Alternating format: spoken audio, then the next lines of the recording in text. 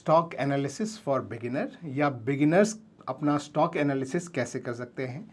चाहे आप fundamental analysis करना चाहते हो या टेक्निकल एनालिसिस करना चाहते हो, चाहे आप इन्वेस्टिंग के लिए कुछ शेयर्स ढूंढ रहे हो या ट्रेडिंग के लिए कुछ शेयर्स ढूंढ रहे हो, तो आज मैं आपको एक स्क्रीनर दिखाने वाला हूं जो कि आपको इन सब में मदद कर सकता है। तो आइए मेरी स्क्रीन पे। तो यहाँ पे आप ये स्क्रीनर जो देख रहे हैं, इस स्क्रीनर का नाम है स्कैनएक्स और ये धन द्वारा जो है प्रोवाइड किया जाता है और आप इसमें लॉगिन कर सकते हैं। यदि आपका धन का अकाउंट है तो आपको ये कम्प्लीटली जो है सारे फीचर आपको फ्री में मिल जाते हैं। और यहाँ पे आपकी जो भी धन की watch list, portfolio, positions, order वगैरह जो है वो सब जो आपके जो धन के यहाँ पे होते हैं, home, market, watch list, portfolio, positions, यही सारी चीज़ें आपको यहाँ पे भी देखने को मिल जाती हैं तो इस तरीके से। लेकिन आज हम उन सबको नहीं देखेंगे। आज हम इसमें देखेंगे स्टॉक स्क्रीनर के जो है यहाँ पे कुछ फीचर्स हैं। आप किस तरह से इंडियन स्टॉक्स को आप स्कैन कर सकते हैं और मतलब किसी भी कंपनी के बारे में उसके पूरा फाइनेंशियल्स, पूरा उसका फंडामेंटल एनालिसिस और टेक्निकल एनालिसिस आप एक वेबसाइट पर कर सकते हैं।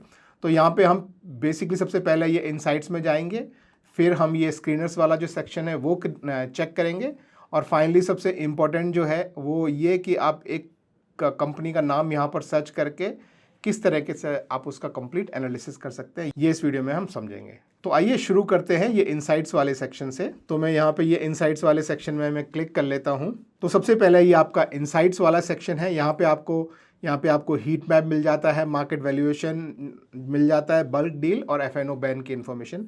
तो इसमें सबसे पहले आप क्या देख सकते हैं, ये हीट मैप जो है ये आपको आपके यहाँ पे आप कोई भी इंडेक्स चूज़ कर सकते हैं। आपको बहुत सारे इंडेक्स मिलते हैं, इनमें से कोई भी इंडेक्स आप चूज़ कर सकते हैं और ये आपको पूरे मार्केट का एक स्क्रीनशॉट दे देता है कि आज कौन से शेयर भाग रहे हैं, कौन से शेयर गिर रहे हैं। जैसे आपको यहाँ पे इमीडिएटली आपको इसी में पता लग जाएगा कि हाँ, रिलायंस आज ग्रीन में चल रहा है, आईटीसी ज़्यादा ग्रीन में चल रहा है, बजाज ऑटो और बजाज फाइनेंस ज़्यादा ग्रीन में चल रहे हैं। इसी तरह से भारती एयरटेल, ओएनजीसी, ये सब जो है वो ज़्यादा रेड में चल रहे हैं।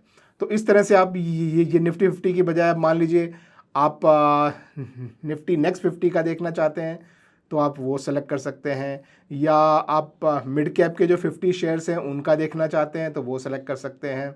और ये जो है ये आपको एक डे का दिखा रहा है, परफॉर्मेंस बाय डे। आप इसे चाहें तो परफॉर्मेंस बाय वीक देख सकते हैं कि एक वीक में किसने कैसा परफॉर्म किया है। आप चाहें तो एक मंथ का देख सकते हैं कि एक मंथ में कौन से मिड कैप ने कितना अच्छा परफॉर्मेंस दिया। देखिए यहाँ पे अब ये इन्फॉर्मेशन जो है वो यूज़फुल हो जाती है कि पिछले एक महीने में किसने कितना आपको रिटर्न दिया है, वो आपको यहाँ पे जो है दिखता है। जैसे आप ये देख सकते हैं कि लुपिन 14% ऊपर है। अभी अगर ये कलर आपको बहुत ज़्यादा मतलब डिफ्रेंशिएट नहीं कर पा रहे हो तो ये जो X1 यहाँ पर लिखा है, आप इसको क्लिक करके आप चाहें तो इसको ऊपर या नीचे बढ़ा सकते हैं। मैं इसको X3 कर लेता हूँ तो आपको ज़्यादा शेड्स मिल गए, मतलब गाढ़ा ग्रीन, हल्का ग्रीन, गाढ़ा लाल, हल्का लाल। तो इस तरीके से आप और चाहें तो 15% तक भी जा सकते हैं, -15 से 15%। तो आपको इस तरह से सारे शेयर के कलर मिल जाते हैं। आप चाहें तो पूरे एक साल का भी आप इसमें देख सकते हैं।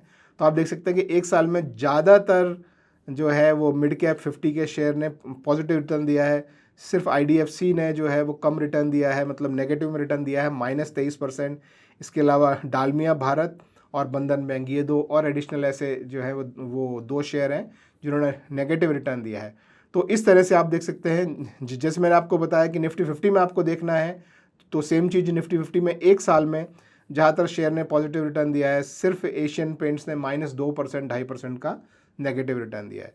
तो ये आपको एक ग्लोबल आपके एक इंडेक्स पे एक पिक्चर देता है। और ये इंडेक्स आप देखेंगे तो बहुत आप बड़े इंडेक्स भी सेलेक्ट कर सकते हैं। जैसे मान लीजिए आपको स्मॉल कैप में देखना है तो स्मॉल कैप के जो 250 शेयर है वो आप एक साल का, एक महीने का, जितने का भी आप यहाँ पे देखना चाहें, या आप चाहें तो उसे एक दिन का भी देख सकते हैं। जैसे ये पिछले दिन का ज़्यादा मूवमेंट नहीं है, आप एक साल में देखेंगे तो, और हर इस पे आप अगर मूव करेंगे तो आपको उसका नाम पूरा दिखाई देगा और एक साल में कितना मूवमेंट हुआ है, एक साल में, एक महीने में जो भी आपने सेलेक्ट किया है उसमें कितना मूवमेंट हुआ है, क्या उसका मार्केट कैपिटलाइजेशन है, ये सारी इन्फॉर्मेशन आपको यहाँ पे मिल जाती है। तो इस तरह से आप जो है वो शेयर्स का ये जो साइज़ जो बनता है, जैसे आप ये देखेंगे IOB सबसे बड़ा बना है, ये साइज़ बनता है मार्केट कैप के हिसाब से। तो आपको अगर ये साइज़ आपको ऐसे नहीं बनाना है, सबको अगर आपको इक्वल ही रखना है तो आप अलग अलग जो है वो इनसे भी आप डिसाइड कर सकते हैं, लेकिन मार्केट कैप के हिसाब से ही आपको सबसे बेटर रिप्रेजेंटेशन मिलता है। जैसे निफ्टी 50 में किस शेयर का सबसे ज़्यादा वेटेज है आप देखेंगे तो आपको पता लग जाएगा कि हाँ रिलायंस, फिर TCS, फिर HDFC बैंक, फिर मे बी भारती, फिर may be ICICI, Infy, SBIN, फिर उसके बाद यूनिलीवर। तो किसका कितना वेटेज है वो भी आपको इसी स्क्रीन से पता लग जाता है। तो ये हीट मैप आपको वेरी क्विकली एक दिन का, महीने का, हफ्ते का, 6 महीने का, 3 महीने का, साल का, या आई थिंक यहाँ से शायद 5 साल का भी है, यस 5 साल का भी है। देखिए तो 5 साल में किस शेयर ने आपको जो है वो पॉजिटिव रिटर्न दिया है, किसने नेगेटिव रिटर्न दिया है, ये सब चीज़ें आपको जो है वो अलग अलग इंडेक्स में आपको यहाँ पे देखने को मिल जाती है। तो ये देखिए इस तरह से आपको सारी इन्फॉर्मेशन जो है वो ये मिल जाती है। पहली इन्फॉर्मेशन ये यूज़फुल है। दूसरा है मार्केट की वैल्यूएशन। ये बहुत ज़्यादा मतलब मैं नहीं यूज़ करता हूँ, आप चाहें तो यूज़ कर सकते हैं। आप देखते हैं कि जैसे आप यहाँ पे जो है वो निफ्टी 50, निफ्टी बैंक या फाइनेंशियल सर्विसेज, इस तरह का इनका जो ओवरऑल मार्केट वैल्यूएशन है वो एक दूसरे कंपैरिजन में कितना बड़ा है, कितना गिरा है। मेरे लिए बहुत ज़्यादा यूज़फुल नहीं है, लेकिन आपके लिए यूज़फुल है तो देख सकते हैं। इस सेक्शन की थर्ड जो चीज़ है वो बहुत इंपॉर्टेंट है। वो आपको बताता है कि किस किस शेयर में जो है वो बल्क डील्स या ब्लॉक डील्स हो रही है। बल्क डील्स और ब्लॉक डील्स में कौन कौन पार्टिसिपेट कर रहे हैं और किसने बेचा है, किसने खरीदा है।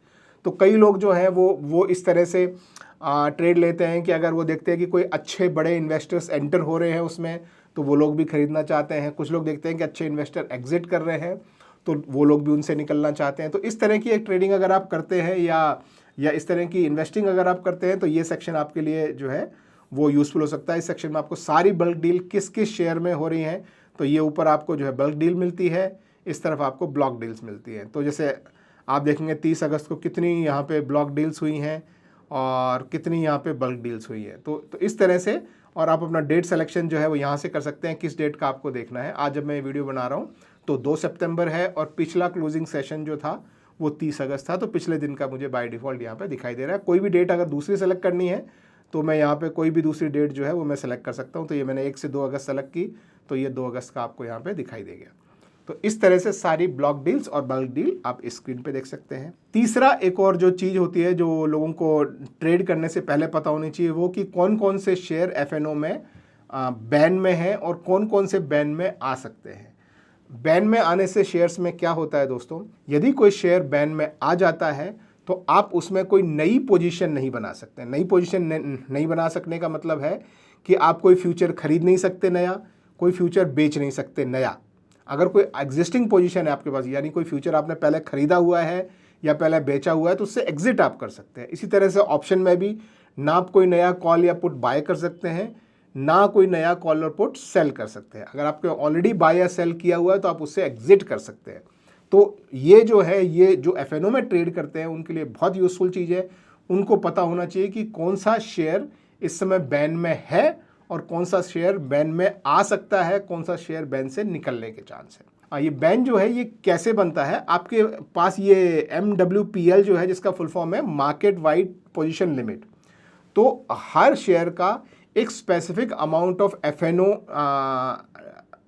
जिसको बोलेंगे ट्रेड्स बोलेंगे या FNO पोजीशंस जो हैं वो एक स्पेसिफिक लेवल तक बन सकती है, और वो डिपेंड होता है कि आपके जो है मार्केट वाइड पोजीशन लिमिट कितनी है, यानी आपका जो ओपन फ्लोट है मार्केट में शेयर्स का वो कितना है, उसके बेसिस पे कंडीशन बनती है।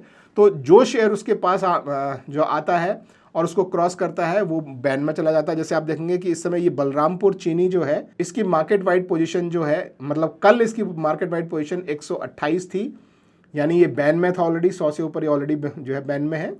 और ये जो है 120% यानी कल से ये ड्रॉप हुआ है आज, लेकिन अभी भी ये बैन से बाहर नहीं आएगा। तो आप इन बैन देखेंगे अभी यहाँ पे तो आपको सिर्फ बलरामपुर चीनी दिखाई देगा जिसकी करंट जो है मार्केट वाइड पोजीशन लिमिट का 120% है, यानी ये मोस्टली कल भी बैन में रहेगा। अगर इसकी पोजीशन कल बैन से जो है वो निकल सकती है तो यहाँ पर आपको ये जो पॉसिबल एग्जिट में आपको ये यहाँ पे दिखाई देगा।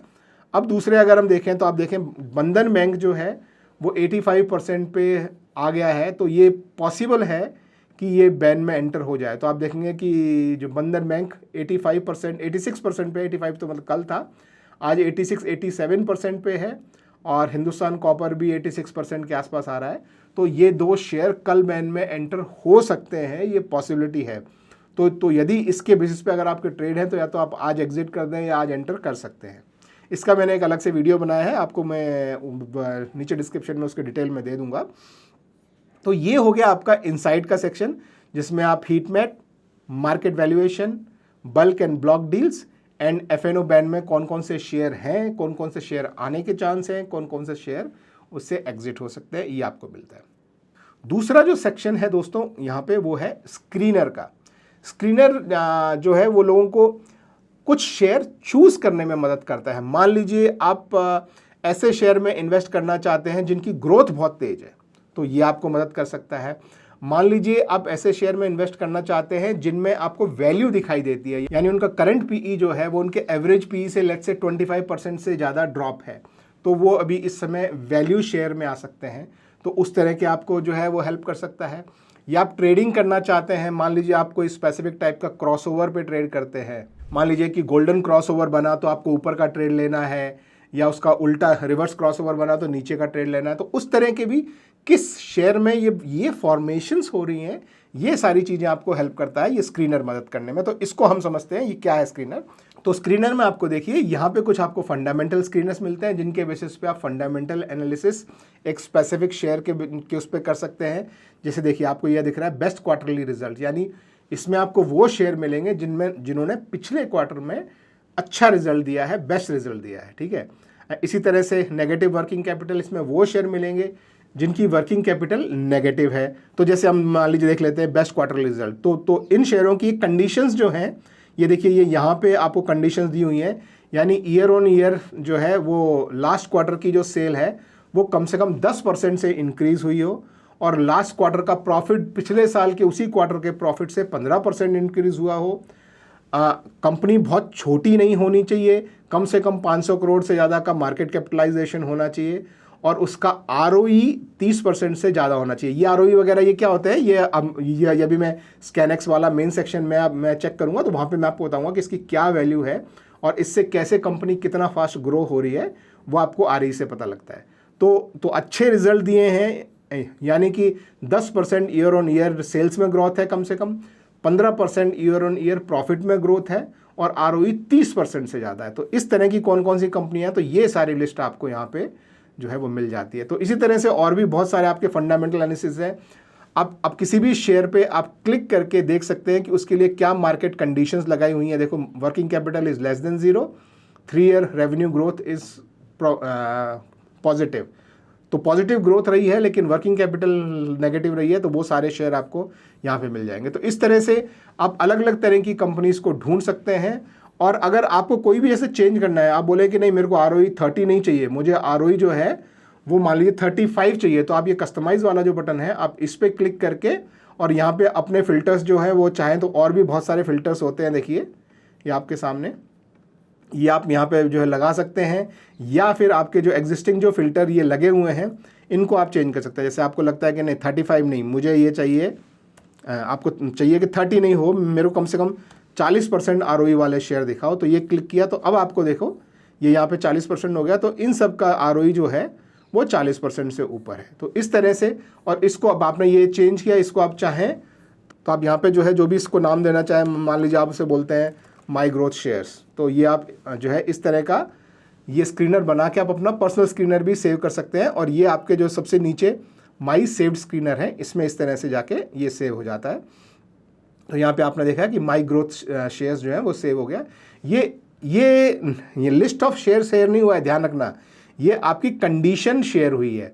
तो जब भी आप इस पर क्लिक करेंगे तो उस क्वार्टर में, यानी जो क्वार्टर अभी गया है उस क्वार्टर में ये सारी कंडीशन कौन कौन से शेयर फुलफिल कर रहे हैं वो आपको मिलता है। तो आपके फंडामेंटल एनालिसिस के लिए इस तरह की चीज़ें बहुत यूज़फुल होती हैं। तो ये सारे आपके जो है फंडामेंटल स्क्रीनर्स हैं। यदि आप टेक्निकल पे बेस ट्रेडिंग या इन्वेस्टिंग करते हैं तो देखिए बहुत सारे आपके जो है वो टेक्निकल यहाँ पे स्क्रीनर्स हैं। जैसे मैं एग्जांपल बोल रहा था कि आप गोल्डन क्रॉसओवर पे ऊपर का ट्रेड लेते हैं या डेथ क्रॉसओवर पे नीचे का ट्रेड लेते हैं, तो आप उसमें भी देख सकते हैं। तो ये जो है, अब ये ईएमए जो है ये डेज की ईएमए है, देखिए 50 डे, 100 डे, 50 डे, 100 डे। तो जैसे यहाँ पे कंडीशन ये बोल रहा है कि 50 डे EMA 100 डे EMA से ऊपर है आज, लेकिन उससे पिछला 50 डे EMA 100 डे EMA से नीचे था। तो यानी कल 50 डे नीचे था, आज 50 डे ऊपर है, यानी 50 डे EMA ने 100 डे EMA को नीचे से ऊपर क्रॉस किया है।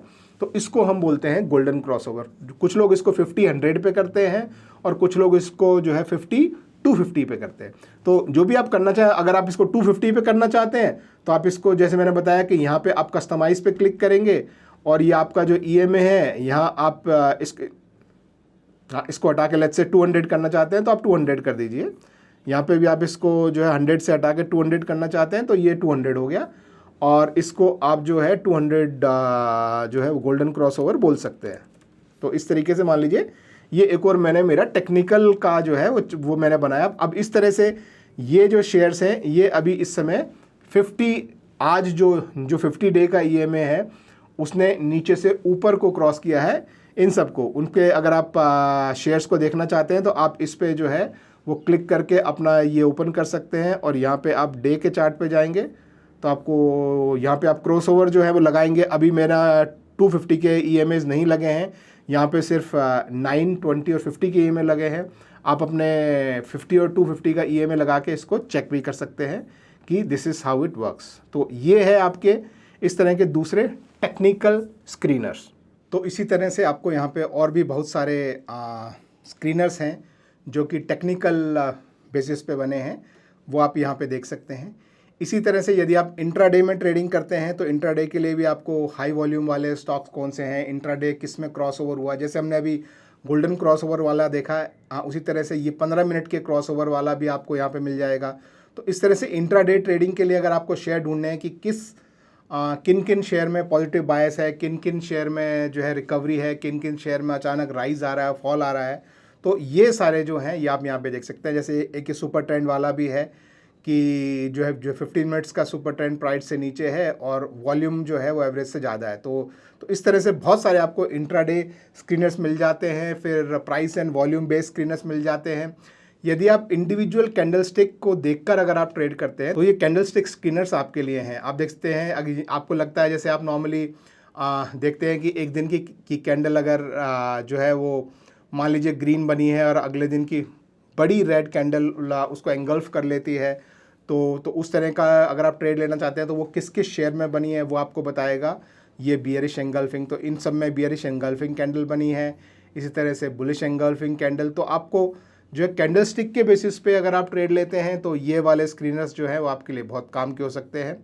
और लास्ट में मैंने आपको बताया कि जो भी आप स्क्रीनर में कुछ भी चेंज करके आप सेव करना चाहें तो आप अपने हिसाब से पर्सनलाइज करके शेयर कर सकते हैं। जैसे मैंने ये मेरे कुछ मोमेंटम के हिसाब से कुछ जो है पैरामीटर्स लगा के रखे हैं, उसके हिसाब से मैं अपने मोमेंटम शेयर जो है वो मैं डिसाइड करता हूँ। कुछ कंपनीज़ में किस में मैं इन्वेस्ट करने का मैं सोचता हूँ, तो उसके लिए ये मैंने कुछ कंडीशंस लगा के रखी हैं कि EPS इतना होना चाहिए, रेवेन्यू ग्रोथ इतनी होनी चाहिए, उसका PE सेक्टर के PE से 50% से जो है नीचे होना चाहिए, सेल्फ PE 50 से नीचे होना। तो ये इस तरह से सारी जो है कंडीशन बना के आप अपने स्क्रीनर्स जो हैं खुद भी बना सकते हैं। मैं फिर बता दूं, यहाँ कोई भी आपको शेयर्स के नाम जो दिखाई दे रहे हैं उनमें मेरी कोई रिकमेंडेशन नहीं है कि बाय करें या सेल करें, कुछ भी नहीं है। ये मैं सिर्फ आपको दिखा रहा हूँ कि आप किस तरीके से हज़ारों शेयर्स में से 10-20 शेयर शॉर्टलिस्ट कर सकते हैं बेस्ड ऑन योर क्राइटेरिया। आपका क्या क्राइटेरिया है उसके बेसिस पे। तो ये हो गया इनसाइट्स, ये हो गया आपके स्क्रीनर्स। और थर्ड सेक्शन जो है वो आप होम पे आएंगे तो वो होता है कि अब आपने देखिए स्क्रीन करके आपने एक कंपनी डिसाइड कर ली। मान लीजिए आपने ये यहाँ पे गए, आपने अपने फंडामेंटल स्क्रीनर्स में देखा कि बेस्ट क्वार्टरली रिजल्ट, आपने बोला अच्छा ये सारी कंपनियाँ। अब इसमें से मान लो मुझे किसी कंपनी में जो है वो उसका शेयर जो है वो, जैसे मान लीजिए कि ये है ट्रेंड है, सिर्फ एग्जाम्पल के लिए बता रहा हूँ, फिर बता दूँ कोई रिकमेंडेशन नहीं है।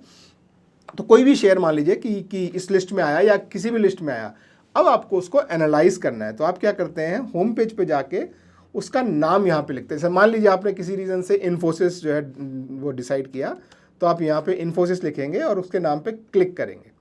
तो अब आपको जो भी कंपनी आप जो सेलेक्ट कर रहे हैं, अगेन डिस्क्लेमर, कोई रिकमेंडेशन टू बाय और सेल नहीं है, सिर्फ बता रहा हूँ कि किस तरह से कंपनी को एनालाइज किया जाता है। तो अब एक कंपनी को आप कैसे उसका पूरा फंडामेंटल एनालिसिस और एंड में थोड़ा सा टेक्निकल एनालिसिस भी आप कर सकते हैं। तो यहाँ पे आपको क्या मिलता है दोस्तों, ये है पूरा एक कंपनी का फंडामेंटल एनालिसिस, जिसमें आपको पूरा उसका फाइनेंशियल रिजल्ट्स मिल जाएगा, यानी आपको प्रॉफिट एंड लॉस मिल जाएगा, आपको बैलेंस शीट मिल जाएगी, आपको उसका कैश फ्लो मिल जाएगा, पॉजिटिव है, नेगेटिव है, कैश कहाँ पे आ रहा है, कैश कहाँ पे जा रहा है, शेयर होल्डिंग पैटर्न मिल जाएगा, क्या एफआईज बाई कर रहे हैं, सेल कर रहे हैं, कौन से क्वार्टर में बाई किया, कौन से क्वार्टर में सेल किया, रिटेल क्या कर रहा है। फिर उस कंपनी का उसके पीयर्स, अब जैसे इन्फोसिस के पीयर्स हैं कि टीसीएस है, टेक महिंद्रा है, विप्रो है, तो इन सब के साथ उन सबसे कंपैरिजन कि भाई इन्फोसिस कैसा कर रहा है, पीयर कैसे कर रहे हैं, वो कंपैरिजन जो है वो आपको पीयर एनालिसिस में मिल जाएगा। फिर कॉर्पोरेट एक्शंस कंपनी में क्या क्या हुए हैं, कंपनी ने कब कब डिविडेंड दिया है, क्या कभी कोई बोनस दिया है, क्या उसमें कोई स्प्लिट हुआ है, क्या अनाउंसमेंट्स हुए हैं, वो सारा आपको यहाँ कॉर्पोरेट एक्शन में मिलेगा। और आखिर में आपको थोड़े से टेक्निकल इंडिकेटर्स मिलेंगे। तो थोड़ा सा हम इसको, ये हल्का सा आपको लंबा हो रहा होगा वीडियो, आई अंडरस्टैंड, लेकिन बहुत यूजफुल इन्फॉर्मेशन है अगर आप किसी कंपनी को ढंग से स्टडी करना चाहते हैं। ये ओवरव्यू वाला जो सेक्शन है दोस्तों, इतना सा सेक्शन, ये बहुत ही यूजफुल सेक्शन है। इसमें बहुत सारी चीज़ें हैं जो कंपनी के बारे में काफ़ी कुछ आपको बता जाती हैं कि कंपनी कैसा कर रही है।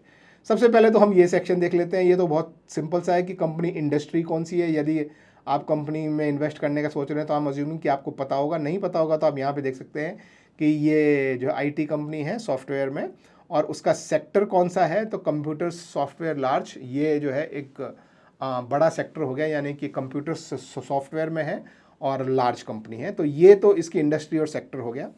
अब इसका मार्केट कैप क्या होता है ये मैं बताता हूँ। तो मार्केट कैप मतलब कंपनी कितनी बड़ी है। अब कंपनी कितनी बड़ी है का मतलब क्या होता है, देखिए मार्केट कैप के हिसाब से कंपनी बड़ी होना जिनको हम लार्ज कैप बोलते हैं, या कंपनी मीडियम साइज होना जिनको हम मिड कैप बोलते हैं, या छोटी कंपनियां जिनको हम स्मॉल कैप बोलते हैं, या बहुत ही उनसे छोटी कंपनियां जिनको हम माइक्रो कैप बोलते हैं, या उनसे भी छोटी कंपनियां जो कि एसएमई मार्केट में ट्रेड करती हैं, जैसे कि एनएसई इमर्ज, जिनको हम एसएमई कंपनीज बोलते हैं। तो ये अलग अलग कैटेगरी है। तो ये सब मार्केट कैपिटलाइजेशन के हिसाब से हम बताते हैं। तो मार्केट कैपिटलाइजेशन होता है कि कंपनी के कितने शेयर कंपनी ने इशू किए हुए हैं और कंपनी का भाव। तो ये कंपनी का जो है ये है प्राइस, और इसको आप अगर नंबर ऑफ शेयर से मल्टीप्लाई कर देंगे तो आपको मिलता है आपका मार्केट कैप। तो अगर कंपनी का भाव चढ़ता जा रहा है तो मार्केट कैप कंपनी का बढ़ता चला जाता है। तो उसके हिसाब से हम डिसाइड करते हैं कि कंपनी लार्ज कैप है, मिड कैप है या स्मॉल कैप है। ठीक है, तो ये आपका जो है ये हो गया पहली चीज़ जो आप यहाँ पे देख सकते हैं। यहाँ पे आपको जो है कंपनी के नाम के साथ अभी इस समय कंपनी का क्या प्राइस चल रहा है, और आप देख सकते हैं कि ये लाइव डाटा अपडेट हो रहा है। आज कंपनी का प्राइस जो है वो लगभग 10 रुपये ऊपर गया है, यानी कि लगभग 0.5% ऊपर गया है प्राइस। तो ये आपको लाइव यहाँ पे दिखाई देता है। और ये आपकी पिछले एक साल, जिसको फाइनेंशियल टर्म्स में 52 वीक्स बोलते हैं, तो 52 वीक्स में क्या ये अपने हाई की पास में है या लो के पास में है, ये आपको पता लगता है। तो पिछले एक साल में इसने हाईएस्ट जो है वो 1951 अचीव किया है, और आज ये उससे ऊपर है, आप देखिए।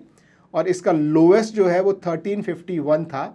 तो यानी ये इसका पिछले एक साल का हाई और एक साल का लो है। तो आज इसने अपना ऑल टाइम हाई क्रॉस किया है ऊपर की तरफ। तो ये आपको दिखाता है कि आपकी रेंज क्या थी पिछले एक साल, और इस समय उस रेंज में वो कहाँ ट्रेड कर रहा है। तो ये आपकी जो है ये सेकंड चीज़ हो गई। फिर एक सेकंड, ये बुक वैल्यू को हम थोड़ा सा छोड़ते हैं, इस पर मैं भी आऊँगा। अब हम बात करते हैं PE for the section and EPS. ये तीन चीज़ों को हम बात करेंगे कि ये क्या होता है। सबसे पहले देखते हैं हम ईपीएस क्या होता है। ईपीएस मतलब होता है अर्निंग पर शेयर, यानी अगर आपने एक शेयर खरीदा तो आज मान लीजिए ये शेयर लगभग 2000 रुपये का है, एवरेज मान लेते हैं, ठीक है। तो मान लीजिए कि शेयर 2000 रुपये का है और कंपनी ने उस पर 64 रुपये कमाए, तो आपको कितना आपको वैल्यू मिला। अब वही अगर शेयर प्राइस जो है वो 200 रुपये का होता और कंपनी 64 रुपये कमाती, तो आप ऐसी कंपनी में इन्वेस्ट करना पसंद करते हैं, राइट, जिसका जो आपको सिर्फ 200 रुपये में मिली है और कंपनी एक साल में 64 रुपये कमा पा रही है। लेकिन वहीं अगर 2000 की कंपनी है और 64 रुपये कमा रही है तो वो कम वैल्यूएबल हुई, लेकिन वही शेयर अगर 200 में मिल रहा है तो ज़्यादा वैल्यूएबल हुआ।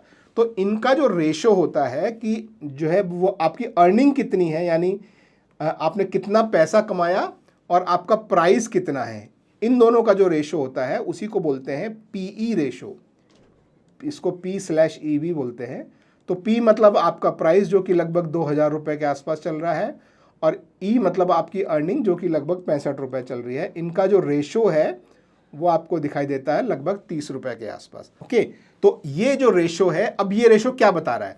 अब ये रेशो बता रहा है कि या तो प्राइस आपका ज़्यादा है या अर्निंग आपकी कम है, अगर ये रेशो ज़्यादा है तो। लेकिन अगर ये रेशो कम है तो ये बता रहा है कि अब या तो आपका प्राइस कम है या आपकी अर्निंग ज़्यादा है। तो ये पीई रेशो जो है वो आपको इफ़ेक्टिवली ये बताता है कि क्या ये कंपनी जिस प्राइस पे भी ट्रेड कर रही है वो सस्ता है या महंगा है। लेकिन मैं आपको फिर समझा दूं कि पीई इफ़ेक्टिवली अकेला ये चीज़ क्लियरली नहीं बता पाता। ऐसा नहीं है कि कोई पीई 60 पे है तो बहुत महंगा है, 30 पे है तो बहुत सस्ता है। इसके लिए दो फैक्टर बहुत इंपॉर्टेंट होते हैं, दो नहीं एक्चुअली तीन मैं बोलता हूँ। एक कि उसका पास्ट पीई आप देखें कि पास्ट पीई कितना चलता आ रहा है और क्या अभी पीई उससे काफ़ी ऊपर है या काफ़ी नीचे है। तो अगर मान लीजिए पिछले 10 साल से पीई, मान लो जैसे इन्फोसिस का एग्जांपल लूँ मैं कि पिछले 10 साल से पीई अगर 35 चलता आ रहा है और अभी पीई 30 है, तो मैं बोलूँगा कि शायद ये शेयर सस्ता हो सकता है। लेकिन पिछले 10 साल का मीन जो है वो आप बोलें कि 25 चल रहा है और अभी पीई 30 आ गया है, तो मैं बोल सकता हूँ कि हाँ, ये अपने हिसाब से ये शेयर थोड़ा महंगा हो गया है। अब इसके क्या कारण है, क्या रीजनिंग है, वो आपको अलग से समझना पड़ेगा।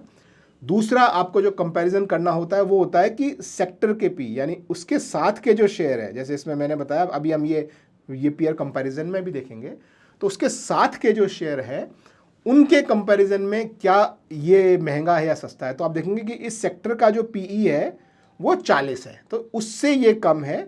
तो सेक्टर के दूसरी कंपनियों के हिसाब से इस समय ये थोड़ा सा सस्ता है, प्राइस और अर्निंग के हिसाब से, और किसी हिसाब से नहीं, सिर्फ प्राइस और अर्निंग के हिसाब से ये सस्ता है। ठीक है, तो ये जो तीन चीज़ें हैं ये आपको ये बताती है कि क्या ये शेयर इस समय सस्ता चल रहा है या महंगा चल रहा है। तो एक उसके खुद से, उसका पास्ट क्या पीई था उससे कंपैरिजन, उसके जो सेक्टर है, सेक्टर में जो दूसरी कंपनियां हैं उनसे पीई जो है वो अभी ऊपर चल रहा है या नीचे चल रहा है, वो कंपैरिजन। ये दो कंपैरिजन आप करेंगे तो आपको मोटा मोटा पता लगेगा कि इस समय ये भाव हमेशा ध्यान रखें कि प्राइस ऊपर भाग गया, इसका मतलब ये नहीं कि शेयर महंगा हो गया है। आपको इस पीई पे नज़र रखनी है। हो सकता है कि प्राइस जितना चढ़ा हो अर्निंग उससे भी ज़्यादा चढ़ गई हो, तो उस केस में पीई ड्रॉप होगा और शेयर आपके लिए एक तरह से प्राइस बढ़ने के बाद भी सस्ता है। तो ये चीज़ ध्यान रखें। फिर उसके बाद मैं आपको बात करूंगा ये दो जो चीज़ें हैं, ROE एंड ROCE। ROE होता है रिटर्न ऑन इक्विटी। इक्विटी क्या होता है, हम अपने फाइनेंशियल्स पे जाएंगे तो आप देखेंगे कि कंपनी के जो टोटल एसेट्स हैं तो टोटल जो एसेट्स हैं उसमें से अगर आप उनकी टोटल लायबिलिटीज़ अगर आप माइनस कर दोगे तो जो नेट बचता है उसको हम इक्विटी बोलते हैं। तो वो इक्विटी जितनी बची है उसके ऊपर एक साल में कंपनी कितना % पैसा कमा रही है, ये आपको पता लगता है आपके ROE से। तो ये ROE हो सकता है किसी कंपनी का 5% हो, और हो सकता है किसी कंपनी का 50% हो। तो अभी, या हो सकता है किसी कंपनी का नेगेटिव भी हो, मतलब अभी कंपनी जो है लॉस में चल रही है।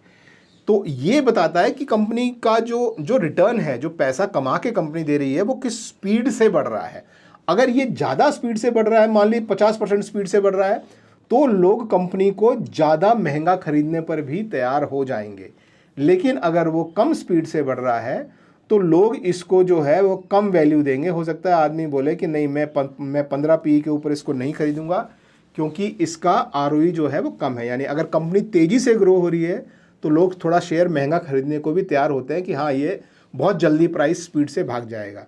लेकिन अगर रिटर्न ऑन इक्विटी कम है तो ये, अब इसको भी आप कैसे एनालाइज करेंगे, तो इसको आप कंपनी के पास्ट ROE से कंपेयर करें या पीयर ROE से कंपेयर करें। सेम इसी तरह से जो नेक्स्ट चीज़ है आपकी वो है ROCE, यानी रिटर्न ऑन कैपिटल एम्प्लॉयड। तो कंपनी ने जितना भी पूरा कैपिटल एम्प्लॉय किया है ये सब पैसा कमाने के लिए, उसका कितना % उसने बनाया है। तो कंपनी जो इन्फोसिस है वो बहुत कम कैपिटल एम्प्लॉय करती है, तो आप देखेंगे उसका जो है ROCE बहुत ज़्यादा आता है।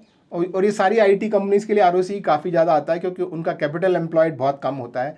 जो मैन्युफैक्चरिंग कंपनी होती है वगैरह, उनका कैपिटल एम्प्लॉयड बहुत ज़्यादा होता है, तो उनका ROCE कम होता है। तो इसलिए हमेशा ROCE को जो है, जो कंपनी के पास्ट ROCE से कंपेयर करो, और जो उनके पीयर्स हैं उनसे कंपेयर करो। पीयर कंपैरिजन पे भी हम जाएंगे। तो इस तरह से ये भी आपको बताता है कि कंपनी का भाव इस समय महंगा चल रहा है या सस्ता चल रहा है। अब इसके बाद हम थोड़ा सा नीचे आते हैं, यहाँ हम अपने चार्ट देखते हैं कि कंपनी ने पिछले 1 दिन में, 5 दिन में, या 1 महीने में, 6 महीने में, 1 साल में, 5 साल में कैसा परफॉर्म किया है, और उसको आप कंपेयर कर सकते हैं उसके पीयर्स के साथ। तो अभी आप चाहें तो इंडेक्स के साथ भी कंपेयर कर सकते हैं, पीयर्स के साथ भी कंपेयर कर सकते हैं। तो मान लीजिए मैं ये कंपैरिजन करता हूँ टीसीएस के साथ, तो आप देखेंगे पिछले 5 साल में टीसीएस ने 102% रिटर्न दिया है और इन्फोसिस ने 138% रिटर्न दिया है। इसी तरह से मान लीजिए मैं इसको कंपेयर करता हूँ एचसीएल टेक के साथ, तो 138, 216। विप्रो के साथ, विप्रो ने भी इससे कम दिया है। अब लेकिन अगर मैं इसको परसिस्टेंट के साथ कंपेयर करूंगा तो आप देखेंगे कि इन्फोसिस की लाइन तो लगभग सीधी सीधी हो गई है। तो आप यहाँ पे देखेंगे क्योंकि इसने उसके कंपैरिजन में बहुत ज़्यादा रिटर्न दिया है, तो ये परसिस्टेंट जो है मल्टी बैगर रहा है। तो आप चाहें तो उसे भी अलग से एनालिसिस कर सकते हैं। तो इस तरह से आप पीयर्स के साथ किसने कितना ज़्यादा रिटर्न दिया है in past specific period, 1 day, 5 day, जितना भी आप देखना चाहें वो। और उसके अगर आप ये चार्ट, आपको ये वाला अच्छा नहीं लगता है तो आप ये ट्रेडिंग व्यू वाला जो चार्ट है वो भी आप यहाँ से इस तरीके से स्टार्ट कर सकते हैं। और ये आपको बताता है कि इसमें रिटर्न आपको स्पेसिफिक परसेंटेज में दिख जाता है कि लॉन्ग टर्म में कितने रिटर्न है, शॉर्ट टर्म में कितने हैं। तो लॉन्ग टर्म में आपको 1 साल, 2 साल से 5 साल तक, और शॉर्ट टर्म में 1 वीक से 9 मंथ तक के रिटर्न आपको किसने कितने दिए हैं ये आपको यहाँ दिख जाता है। ठीक है, ये जो ऑटोमेटिक स्क्रीनर्स जो मैं आपको यहाँ पे जो बताए थे, तो ये कंपनी किस किस स्क्रीनर्स में इस समय फीचर हो रही है। तो हमने ये जो स्क्रीनर्स जो लिए थे यहाँ पे, ये दूसरी स्क्रीन पे आता हूँ मैं, तो यहाँ हमने ये सारे जो स्क्रीनर्स लगाए थे, इनमें से किस किस स्क्रीनर में, जैसे ये जो है ये रेजिस्टेंस 3 ब्रीच स्क्रीनर है, ये आपका यहाँ पे जो है ये टेक्निकल में आप देखेंगे ये रेजिस्टेंस 3 स्क्रीनर ब्रेकआउट है। तो ये जो है ये स्क्रीनर में ये यहाँ पे जो है लिस्ट हो रहा है। 12 वीक का हाई इसने ब्रेक किया है, उस स्क्रीनर में भी लिस्ट हो रहा है। 1 वीक का हाई भी ब्रेक किया। तो सारे मतलब आपको जो है बुलिश साइन स्क्रीनर्स आपको यहाँ पे जो है वो दिखाई दे रहे हैं, किसने ये सारे स्क्रीनर्स को क्रॉस किया है। तो ये ऑटोमेटिक किन किन स्क्रीनर्स में ये शेयर इस समय लिस्टेड है, ये आपको आइडिया दे देगा कि इस समय मतलब टेक्निकली, फंडामेंटली ये क्या इसका बायस आपको दिखाई दे रहा है। ग्रोथ रेट जो है वो आप इसकी quarter on quarter, 1 year, 3 year, 5 year, ये सारा भी आप यहाँ पे देख सकते हैं। अब ये ग्रोथ किस किस चीज़ में है, रेवेन्यू ग्रोथ, यानी कंपनी ने जैसे क्वार्टर में हम 1 साल का ले लें, तो कंपनी ने 1 साल में यानी इस फाइनेंशियल ईयर में कितना पैसा कमाया, वो पिछले फाइनेंशियल ईयर से कितना % ज़्यादा था या कितना % कम था, टोटल पैसा कंपनी का रेवेन्यू ये आपको यहाँ दिखाता है। फिर आपकी नेट इनकम ग्रोथ, यानी आपका जो प्रॉफिट था, जो नेट प्रॉफिट, टैक्स वगैरह, डेप्रिसिएशन वगैरह सब कुछ देने के बाद जो नेट प्रॉफिट था वो पिछले 1 साल से इस 1 साल में फाइनेंशियल ईयर में कितना बढ़ा या घटा है वो आपको यहाँ दिख जाता है। इसी तरह से same for cash flow, ROCE, ROE सब आपको यहाँ पे दिख जाते हैं। तो आधा एनालिसिस हमने एक कंपनी में कर लिया। अब हम एक काम करते हैं, हम दूसरी एक और कोई कंपनी लॉन्च कर लेते हैं, जैसे HDFC बैंक। तो बाकी का एनालिसिस हम इस पे करेंगे। बैंकिंग और NBFCs के लिए एक चीज़ ज़्यादा इंपॉर्टेंट होती है, वो मैं यहाँ पे एक बार मैं फिर से कवर करना चाहूँगा। वो है कि इसमें आप ROC और ROE की बजाय आपको जो है वो ध्यान ज़्यादा देना होता है, ROA पे ज़्यादा देना होता है, और एक प्राइस टू बुक रेशो, इसके लिए जो है वो ये आपकी बुक वैल्यू होती है। तो जो बैंकिंग और फाइनेंशियल सेक्टर्स, ये मैंने पिछले वाले में छोड़ दिए थे क्योंकि मैं इसको बैंकिंग में कवर करना चाहता था। तो बैंकिंग में ROE और ROCE बहुत ज़्यादा जो है वो क्लैरिटी से आपको नहीं बता पाता है कि क्या कंपनी की ग्रोथ है, अच्छी है, नहीं है, क्या है। तो ये जो है ये आपको सबसे इम्पॉर्टेंट इसमें जो है वो PB रेशो होता है, प्राइस टू बुक रेशो, कि जो कंपनी की बुक वैल्यू है उसका कितना मल्टीपल जो है वो अभी आपका प्राइस है। तो अगर आप इससे मल्टीप्लाई कर देंगे तो आपको मिलेगा ये वाला प्राइस जो कि 1633 है। तो इसको बोलते हैं प्राइस टू बुक। अब कुछ कंपनीज का जो है वो कुछ बैंक्स का ये ज़्यादा होता है, जैसे आप देखेंगे तो HDFC का ज़्यादा है, फिर कोटक का ज़्यादा है, ICICI का ज़्यादा है। कुछ कंपनीज का कम होता है, जैसे आई थिंक का इंडसइंड का थोड़ा कम है, फिर आई थिंक बंधन का थोड़ा कम है, वो भी आपको यहाँ पे पीयर कंपैरिजन में भी दिखेगा। तो एवरेज जो है वो सेक्टर का कितना है और ये कितना चल रहा है। तो नॉर्मली, और इसको स्पेशली अपने पास्ट से, जैसे HDFC का पास्ट में हमेशा जो है वो PB यानी प्राइस टू बुक रेशो जो है वो हमेशा 3 से ऊपर चला करता था।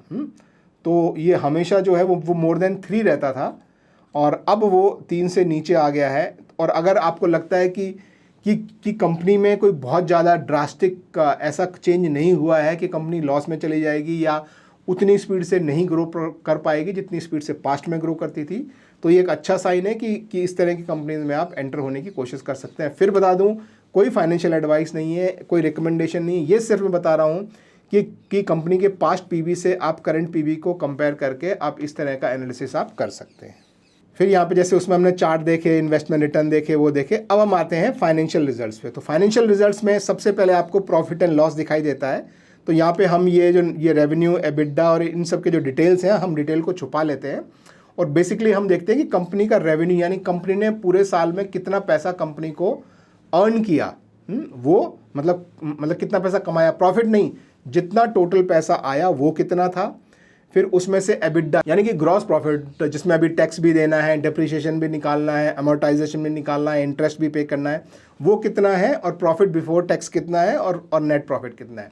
तो मोस्टली इसमें आपको 2 चीज़ों पे आपको जो है नज़र रखने की ज़रूरत होती है। तो रेवेन्यू और नेट प्रॉफिट, ये 2 चीज़ें आपको जो है वो मेन ध्यान रखनी है। और इसके साथ आप चाहें तो EPS को भी आप ध्यान में रखते हैं। इसके लिए ग्रो हो रहा है या ड्रॉप हो रहा है, ये नीचे आपको एक शो इन परसेंटेज वाला चेंज वाला साइन है। आप इसको यदि चेक बॉक्स कर देंगे तो आपको यहाँ पे जो है वो सबके परसेंटेज दिखाई देंगे कि किस क्वार्टर में, ये देखिए, ये आप क्वार्टर से भी देख सकते हैं और एनुअली भी, तो किस क्वार्टर में ग्रोथ आई है, किस क्वार्टर में ड्रॉप आया है। तो रेवेन्यू में आप देखेंगे तो हर क्वार्टर में ग्रोथ ही है, इस क्वार्टर में ड्रॉप है। प्रॉफिट में अगर आप देखेंगे तो यहाँ तक ग्रोथ थी, यहाँ पे ऑलमोस्ट स्टैग्नेंट हो गया, यहाँ एकदम बड़ी ग्रोथ आई, फिर स्टैग्नेंट। अब इस तरह से आप इसको एनुअल में भी देख सकते हैं और ये आप चाहें तो स्टैंड अलोन और कंसोलिडेटेड देख सकते हैं। तो मैं अभी स्टैंड अलोन ही देख रहा हूँ। तो एनुअल में भी आप देख सकते हैं 2017 से अभी तक जो है कंपनी कंसिस्टेंट ग्रोथ करती आई है। एक बार भी इसको आप चाहें तो ये सब फिर दोबारा से बंद कर दें। तो रेवेन्यू में कंपनी हमेशा कंसिस्टेंटली ग्रोथ करती आई है, एक बार भी कंपनी ने ड्रॉप नहीं दिखाया है। प्रॉफिट में भी आप देखेंगे हर साल प्रॉफिट बढ़ता ही गया है, कभी भी ड्रॉप नहीं दिखाया है। तो काफ़ी अच्छी कंपनी है और काफ़ी अच्छा काम कर रही है। उसका रेवेन्यू भी बढ़ रहा है कंसिस्टेंटली और प्रॉफिट भी बढ़ रहा है, ये आपको इससे पता लगता है। नेक्स्ट जो है वो है आपकी बैलेंस शीट। बैलेंस शीट बताती है कि कंपनी के पास टोटल एसेट्स कितने हैं, कंपनी की कितनी लायबिलिटी है जो कंपनी को अभी किसी को देना है, और उसके बाद कंपनी की टोटल जो है वो इक्विटी कितनी है। तो मैं आपको ROE जो बता रहा था आपको यहाँ पे ओवरव्यू में, तो ये जो है ये रिटर्न ऑन इक्विटी, ये जो है यही वाली इक्विटी है जो आपको यहाँ पे दिखाई दे रही है। इसके देखिए 2 हिस्से हैं। एक जो कंपनी के पास जो रिजर्व एंड सरप्लस है, यानी जो कैश है कंपनी के पास एक तरह से, चाहे उनके बैंक अकाउंट में पड़ा हो चाहे FD में पड़ा हो, वो सारा, और शेयर कैपिटल जो हमारे जो शेयर्स हैं उनका जो प्राइस करके कंपनी ने जो पैसा रेस किया था वो शेयर कैपिटल होती है। तो इसको मिला के हमारी टोटल इक्विटी होती है। टोटल इक्विटी यहाँ पे कंपनी के जितने टोटल एसेट्स हैं, टोटल एसेट्स जो है फिक्स एसेट्स हो सकते हैं, करंट एसेट्स हो सकते हैं, क्या बोलते हैं, तो वर्किंग इन कैपिटल हो सकता है, उनके इन्वेस्टमेंट हो सकते हैं, और लायबिलिटीज़ जो हैं वो करंट लायबिलिटीज़, नॉन करंट मतलब लायबिलिटीज़, मान लो कि कहीं से लोन लिया हुआ है वो भरना है, कुछ महीने की सैलरी को एम्प्लॉयज़ को सैलरी नहीं दी है वो देनी है, तो वो सारी लायबिलिटीज़ होती हैं। तो एसेट माइनस लायबिलिटीज़ जो है वो इक्विटी। तो आपको इसमें देखना क्या है कि क्या कंपनी के एसेट्स या तो बढ़ रहे हैं या रुके हुए हैं, और कहीं ऐसा तो नहीं कि एसेट रुके हैं और लायबिलिटी बढ़ रही है। तो ये आपको, तो यानी आपको टोटल इक्विटी जो है वो आपको जो है वो यहाँ पे बढ़ती दिखनी चाहिए, आपको जो कम होती नहीं दिखनी चाहिए। और ये देखने के लिए आप फिर शो परसेंट चेंज पे आप क्लिक कर सकते हैं। तो आप देखेंगे कि कंपनी की इक्विटी बढ़ती ही जा रही है कंसिस्टेंटली, कंपनी के एसेट्स भी बढ़ रहे हैं, कंपनी की लायबिलिटीज़ भी बढ़ रही है, लेकिन दोनों जिस रेशो में बढ़ रहे हैं, यानी एसेट ज़्यादा तेज़ी से बढ़ रहे हैं, लायबिलिटीज़ कम तेज़ी से बढ़ रही हैं, इसलिए आपकी टोटल इक्विटी जो है वो भी बढ़ रही है। तो ये आप जो है बैलेंस शीट से देखते हैं। फिर है कैश फ्लो। कैश फ्लो जो है वो नॉर्मली कंपनी कितना रेवेन्यू कमा रही है वो नहीं होता, कंपनी को कैश कहाँ से आ रहा है और कहाँ जा रहा है, कहाँ खर्च हो रहा है। तो हो सकता है कंपनी को कैश आया है अपने ऑपरेशन से, यानी जो कंपनी ने रेवेन्यू कमाया है, कंपनी ने चीज़ें बेची है, सॉफ्टवेयर बेचा है, या कुछ भी जो कंपनी ने किया है, जिसके ऑपरेशन से जो पैसा आया है वो एक तरह का पैसा हो सकता है, या हो सकता है पैसा आया कंपनी के पास लोन लेके। तो जिस भी तरीके से आया वो आपको यहाँ पे दिखाई देता है कि कंपनी को पैसा कहाँ से आ रहा है और कंपनी का पैसा कहाँ से जा रहा है। तो इसमें हमको मेन जो नज़र रखनी होती है वो होती है कि आपका जो ऑपरेटिंग एक्टिविटीज़ है उससे पैसा आना चाहिए, ये इंपॉर्टेंट चीज़ है। यानी आप जो ऑपरेटिंग एक्टिविटीज़ जो आप कर रहे हो, अब इसमें आप देखेंगे कि यहाँ पे बीच में जो है वो कुछ साल में इसमें जो है जो नेगेटिव था और बाकी में पॉजिटिव है, और नेट कैश फ्लो मतलब कंपनी में ओवरऑल पैसा आया है या गया है वो आपको यहाँ पे दिखाई देता है। तो ज़्यादातर सालों में पैसा आया है, एक साल में किसी कारण से कुछ बड़ा इन्होंने कुछ एक्वायर किया होगा या कुछ किया होगा तो वहाँ पे पैसा गया है। तो ये सिर्फ आपको बताता है कि कहाँ से पैसा आ रहा है, किस चीज़ से पैसा आ रहा है और किस चीज़ में पैसा जा रहा है। पैसा जाने में हो सकता है कुछ इन्वेस्टमेंट किया हो उसमें पैसा गया हो, आने में ऐसा भी हो सकता है कि लोन लिया हो तो पैसा आया हो। तो कहाँ आ रहा है कहाँ जा रहा है ये सारी चीज़ें जो है वो आपको यहाँ दिखती है। फिर होता है आपका शेयर होल्डिंग पैटर्न। यहाँ पे भी आप शो परसेंट चेंज कर लीजिए तो आपको पता लगेगा कि प्रमोटर की होल्डिंग में साल दर साल कितना चेंज हो रहा है। कुछ लोग इस बेसिस पे भी अपने शेयर लेना चाहते हैं कि क्या प्रमोटर होल्डिंग बढ़ा रहा है, क्या DIIs बाय कर रहे हैं, क्या FIIs बाय कर रहे हैं। तो वो सारा इन्फॉर्मेशन आपको यहाँ पर दिखाई देता है। अब नेक्स्ट जो सेक्शन है दोस्तों वो आपके लिए सबसे इंपॉर्टेंट सेक्शन है, वो है पीयर कंपैरिजन। और ये आपको जो है, अब इसमें जैसे हम ये HDFC बैंक का कंपेयर कर रहे हैं तो आप देख रहे हैं इनके पीयर जो है ICICI, एक्सिस हैं, कोटक है, इंडस है और थोड़े छोटे बैंक भी इन्होंने यहाँ पे लिस्ट किए हैं। तो आपको मोस्टली ऐसे 1 2 3 4 5 6 टॉप जो बड़े 6-7 बैंक हैं उनके साथ आप इनको कंपेयर कर सकते हैं। और इसमें मैं सजेस्ट करूँगा कि यहाँ पे आपको कंपैरिजन बहुत ज़्यादा डिटेल्ड नहीं मिलता है, तो ये जो है ये पीयर्स कंपैरिजन आप स्क्रीनर पे करें। तो उसके लिए आप ये जो बटन है आप इस पर क्लिक करें और ये आपको एक स्क्रीनर खोलेगा और इसमें आप कई चीज़ें आपको यहाँ पे ऐड करनी चाहिए। तो ये हमेशा कस्टमाइज़ पे क्लिक करें, ये जो कस्टमाइज़ बटन है, और इसमें ये जो कॉलम आपको दिख रहे हैं यहाँ से आप कॉलम को लेफ़्ट राइट मूव कर सकते हैं। और ये ऐड फिल्टर आपको जो दिख रहा है यहाँ से आप अपने क्या क्या कॉलम आपको बनाने हैं वो आप यहाँ पर ऐड कर सकते हैं। तो मान लीजिए जैसे मैं यहाँ पे ये इसमें मैं जाता हूँ, प्राइस मुझे नहीं देखना है, लेट्स से टेक्निकल इंडिकेटर्स या टेक्निकल इंडेक्स नहीं, जो है फाइनेंशियल रेशियोज हम देखते हैं। तो हमारे जैसे मैंने बताया कि बैंक के लिए PB रेशो जो है वो बहुत इंपॉर्टेंट होता है, तो हमने ये PB रेशो जो है वो ऐड कर लिया। फिर मान लीजिए हम परफॉर्मेंस रेशो में हम ROCE देख लेते हैं, हम ROA जैसे ज़्यादा इंपॉर्टेंट होता है बैंक्स के लिए। मैंने बताया रिटर्न ऑन एसेट, बिकॉज ये बैंक्स की बात हो रही है इसलिए, अगर दूसरी कंपनीज की बात हो रही होती तो मैं ROE एंड ROCE बोलता। फिर 3 साल का रेवेन्यू ग्रोथ जो है वो कैसा रहा है और रेवेन्यू ग्रोथ परसेंटेज जो है 1 साल, 3 साल, 5 साल का कैसे रहा है। तो मान लीजिए ये मुझे कंपेयर करना है, तो यहाँ पे आपको ये लेफ्ट एंड राइट में से स्क्रॉल करके ये सारी चीज़ें आपको जो है वो यहाँ पे मिल जाती है। तो अभी जैसे हम देखें तो ये तो स्टैंडर्ड चीज़ें हैं कि भाई कितना प्राइस, कितना वॉल्यूम, क्या PE है कंपनी का, कितना चेंज हुआ है। अभी ये जो फैक्टर्स मैंने आपको बोले, देखा अभी PB रेशियो यानी price to book value HDFC की कितनी है, ICICI की कितनी है, स्टेट बैंक की कितनी है और एक्सिस की कितनी है, कोटक की कितनी है। तो ये आप अपने PS के साथ कंपेयर कर सकते हैं। इसी तरह से ROA यानी रिटर्न ऑन एसेट्स जो है वो कौन कंपनी ज़्यादा दे रही है। जैसे इस समय ICICI सबसे जो है बेटर दे रही है, कोटक एक्चुअली उससे भी जो अच्छा ROA दे रही है विच इज़ वेरी गुड। और PB आपने देखा इसका थोड़ा सा महंगा है, ICICI सबसे महंगा है और HDFC का पहले सबसे महंगा होता था, जैसे 3 से ऊपर, अभी ICICI का आ गया, पहले HDFC का 3 से ऊपर रहता था लेकिन अभी ये थोड़ा सा नीचे चल रहा है। तो दैट इज़ अनदर थिंग। और 3 साल में परसेंटेज ग्रोथ कितनी रही है, ये किस कंपनी की पिछले 3 साल में रेवेन्यू ग्रोथ कितनी रही है ये आपको यहाँ दिखता है। फिर 1 साल का कैगर कितना रहा है रेवेन्यू में, 3 साल का कितना रहा है, 5 साल का कैगर कितना रहा है। तो ये सब नंबर्स जो है, और इस तरह से आप और भी बहुत सारी चीज़ें हैं। अब कोई भी चीज़ आप जो है कंपेयर करना चाहें कि भाई इनका पे आउट रेशियो क्या है, या फिर आप कोई भी चीज़ और कंपेयर करना चाहें कि भाई टोटल लायबिलिटीज़ किस कंपनी कितनी, ये सब आप सारे जो है वो एज ए कॉलम ऐड करके यहाँ पे आप कंपेयर कर सकते हैं। और उसको आप सेव करना चाहें तो जो भी नाम आप यहाँ पे डाल के सेव करेंगे वो आपके स्क्रीनर में सेव हो जाएगा।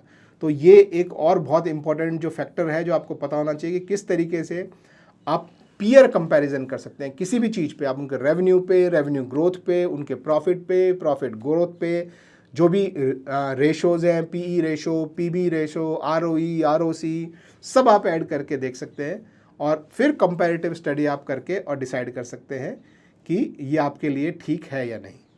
तो ये हो गया आपका पीयर कंपैरिजन।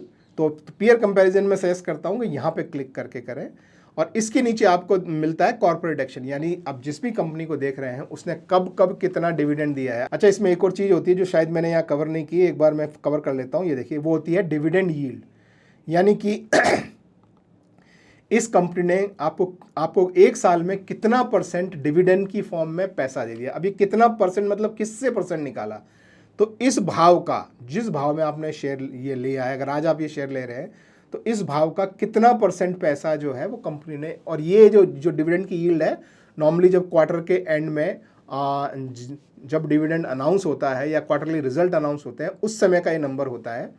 तो लेटेस्ट जो क्वार्टर है उसके हिसाब से पिछले एक साल का जो है वो डिविडेंड यील्ड कितना रहा है वो आपको यहाँ पे जो है दिखाई देता है। और इसी को आप यहाँ पीयर कंपैरिजन में भी अगर आप यहाँ क्लिक करें तो ये आप यहाँ कस्टमाइज में ऐड फिल्टर में आप डिविडेंड यील्ड भी सेलेक्ट कर सकते हैं कि कौन सी कंपनी जो है। अब आप देखेंगे HDFC जो है 1.19% डिविडेंड यील्ड है, ICICI ने कम दिया है, स्टेट बैंक ने तो बहुत ही कम दिया है, कोटक ने उससे भी कम दिया है, बैंक ऑफ बड़ौदा ने 3% का डिविडेंड यील्ड दिया है। मतलब आपके सेविंग बैंक अकाउंट के बराबर तो इसने डिविडेंड ही दे दिया। ऐसे अगर आप यहाँ देखें, ये कौन सा है, कैनरा बैंक ने 14% तो डिविडेंड दे दिया है। यानी आपकी FD से ज़्यादा, FD अभी 7-8-9% के आसपास चल रही है, तो 14%। लेकिन ये जरूरी नहीं कि ये हर साल ही देंगे, ये ध्यान रखना। तो इस तरह से जो है ये डिविडेंड यील्ड भी आप देख सकते हैं कि कौन सी कंपनी कितना डिविडेंड दे रही है। अब वो किस डेट को दिया है, कितना दिया है, वो आपको यहाँ दिखाई देता है। कोई मर्जर हुआ है, डीमर्जर हुआ है, AGM हुई है, ये सब आपको जो है वो कॉर्पोरेट एक्शन में मिल जाता है। इसके नीचे अगर आप टेक्निकली ट्रेड करते हैं तो कुछ आपको जो है वो इंडिकेटर्स की यहाँ पे बेसिक इन्फॉर्मेशन मिलती है कि कितने इंडिकेटर्स आपके बियरिश हैं, कितने इंडिकेटर्स आपके बुलिश हैं, आपका RSI किधर चल रहा है, ATR किधर चल रहा है, स्टोकास्टिक किधर चल रहा है, ADX किधर चल रहा है। ये सारे जो है ये मैं नॉर्मली प्रेफर करता हूँ यहाँ की बजाय आप जो हमने स्क्रीनर वाला जो सेक्शन किया था आप वहीं से यूज़ करें। तो ये था दोस्तों आपके लिए ScanX, जो कि आपके लिए लाया गया है धन के द्वारा। अगर आपके पास धन का अकाउंट है तो ये सारे फीचर आपको फ्री में अवेलेबल है, तो आप भी चाहें तो इसमें अपना अकाउंट ओपन कर सकते हैं। Thank you very much, have a good day, bye bye.